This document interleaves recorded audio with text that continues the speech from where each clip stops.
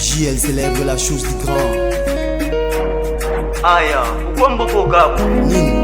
Tu l'as dit dans le même comme il a 200. Bonne Ah, mais tu comprends les sous qu'on a vu ça. Aya, tu espérais kaka ezaka bien.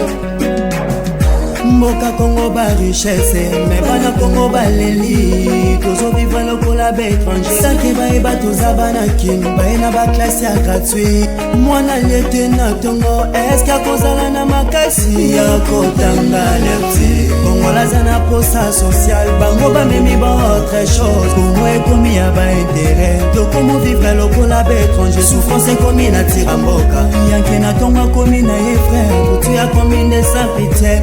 Bien matoso banga te po ebi wana eza kopi na ye nyonso tu eza nde bitumba mboke bitumba mboka Congo souffrance ekomi na tira mboka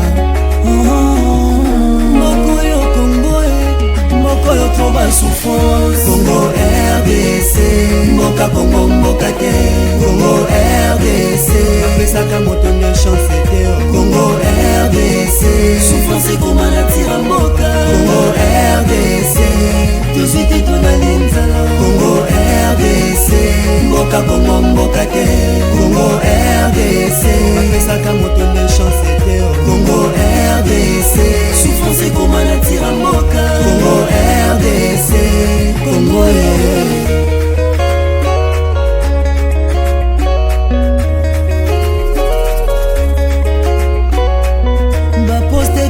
c'est bino, kasi bitumba ezosila te Congo façon bokumbela mboko yo suite nango abande ate tolingaka ngo bongo souffrance abwengo nokoka te kongongo mpe yanga te eza ya biso nyonso kongole aza na posa sociale ya biso batrahise ya biso basouffrance na mboke. Je croyais qu'un jour na cause à la riche ne le commis bas misère.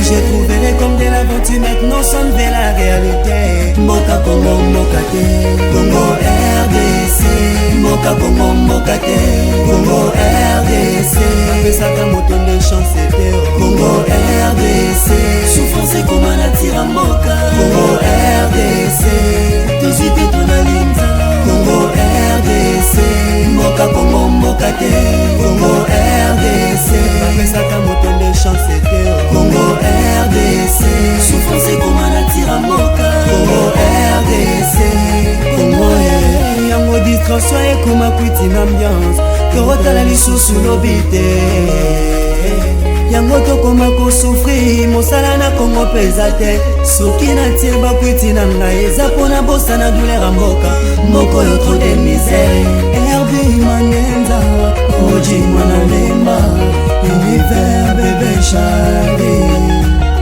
avec Shoebox Eric Manda